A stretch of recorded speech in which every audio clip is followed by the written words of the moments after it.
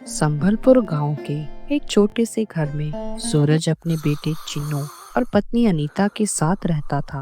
पहले सूरज के पिताजी का शहर में अच्छा खासा कारोबार था, पर उनके देहांत के बाद सारी जिम्मेदारी सूरज पर आ गई। लेकिन सूरज अपने पिता के बिल्कुल विपरीत था। बचपन से ऐशो आराम में पला था, इसीलिए उसमें मेहनत करने की कोई खास इच्छा ही नहीं थी।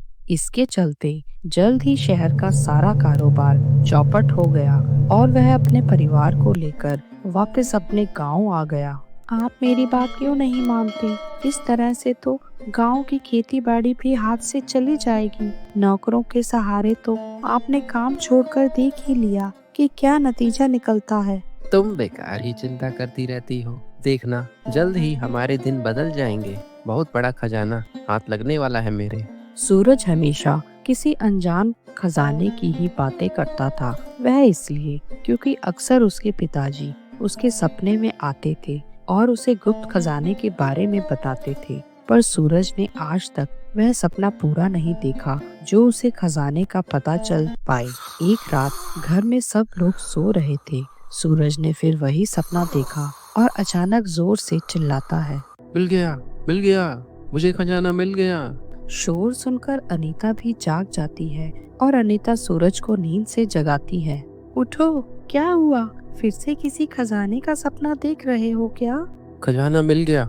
मैंने सपने में देखा कि मैं अपने खेत में खुदाई का काम कर रहा हूँ और खुदाई करते वक्त मुझे हमारे खेत में खजाना मिल गया। और जानती हो, उसमें कीमती सोने और चांदी के सिक्के भरे हुए थे और मैं उन सिक्कों को हाथ में लेकर खुशी से चिल्ला रहा था। अच्छा, फिर क्या हुआ?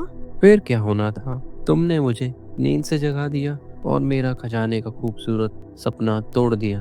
पापा, आप ना तो खुद ठीक से सोते हैं, ना हमें सोने देते हैं।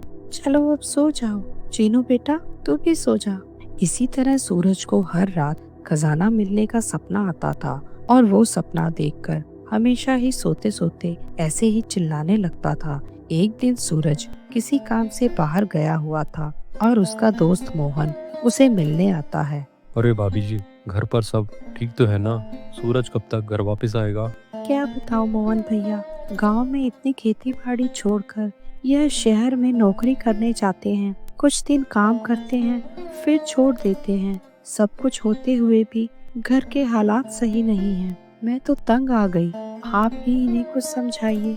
बस एक ही रट लगाए रखी है कि एक दिन कोई बड़ा खजाना हाथ लग जाएगा तो सब ठीक हो जाएगा। भाभी, आप चिंता मत कीजिए। सूरज को रास्ते पर लाने का एक उपाय है मेरे पास। बस जैसा मैं कहूँ आप वैसा ही करते रहिएगा।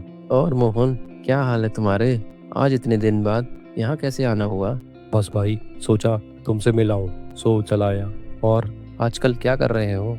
कुछ नहीं, बस एक बाबा के आश्रम में सेवा करता हूँ। बहुत पहुँचे हुए हैं, उनकी कृपा से ही मुझे अच्छी नौकरी मिल गई। मोहन के मुंह से पहुंचे हुए सिद्ध बाबा की बात सुनकर सूरज के मन में एक बार को यह आया कि क्यों न वह भी उन बाबा से जाकर मिले और अपने सपने का पूरा राज जाने। और उसने मोहन से उसे भी बाबा के आश्रम ले जाने की बात कही। अगले ही दिन दोनों बाबा के आश्रम पहुँचे। बाबा, मैं भी बहुत परेशान हो गया हूँ अपने इस सपने से। यदि कोई खजाना है तो वह कब मिलेगा मुझे? बेटा सूरज, खजाना तो तुम्हारे खेतों में ही छुपा है, पर तुम्हारे खेती की जमीन बहुत बड़ी है। इसके लिए तुम्हें थोड़ी मेहनत तो करनी पड़ेगी। तुम एक काम करो, तुम अपने खेतों में खुद से बुआई करो और जब ये काम पूरा हो जाए तब तुम मेरे पास आना। वैसे तो सूरज कभी खेतों की तरफ ध्यान ही नहीं देता था, पर खजाने के लालच में उसने अब दिन रात एक कर दिया था। जल्द ही वह पूरी जमीन की बुआई करके साधु बाबा के पास वापस पहुंचा। बाबा, आपने जैसा कहा मैंने वैसा ही किया है। सारी जमीन खोद डाली, पर खजाने का कोई अता पता नहीं। बेटा, ये जादुई खजाना यूं ही तो नहीं मिल जाता किसी को। थोड़ा सब्र करो। तुमने मेहनत की है तो फल भी अवश्य मिलेगा। यह लो, यह कुछ जादुई बीज है। यह अपने खेतों में डालकर ठीक उसी प्रकार देखभाल करना जैसे तुम अपने बच्चे की करते हो, फिर देखना तुम्हारी पूरी जमीन उस जादुई खजाने से भर जाएगी। सूरज बहुत खुश हुआ और वह बीज लेकर उसने वैसे ही किया जैसे साधु बाबा ने कहा था। वह नियम से सुबह उठकर खेतों पर जाता और उन्हें समय से पानी देता और देखते ही देखते समय बीत गया और सूरज के खेतों में अच्छी फसल लहलहा उठी। पर सूरज अभी भी खुश नहीं था। वह अभी भी उस जादुई खजाने के बारे में ही सोचता रहता था। बाबा, बुरा मत मानिएगा, पर मैं बड़ी उम्मीद से आपके पास आया था, पर आपने मुझे एक बार नहीं बार बार मूर्ख ही बनाया है। मुझे लगा आप जादुई खजाना खोजने में मेरी मदद करेंगे, पर ऐसा कुछ हुआ नहीं। बच्चा, तुम्हारे खेतों में फसल पककर तैयार है। हाँ बाबा, फसल तो पूरी तरह तैयार है। तो बेटा, यही वह असली खजाना है जिसके बारे में अक्सर तुम्हारे पिताजी भी बताया करते थे। तुम शहर में छोटी मोटी नौकरी करने जाते हो, पर यहाँ देखो, तुम अपने खेतों के खुद मालिक हो।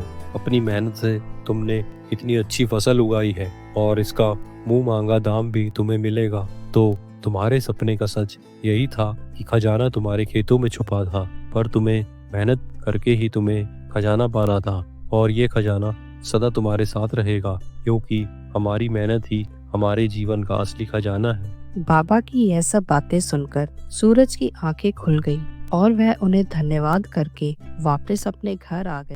ऐसे ही और मजेदार वीडियोस देखने के लिए लाइक, कमेंट, शेयर और सब्सक्राइब करें हमारे चैनल को। Thank you. Bye bye.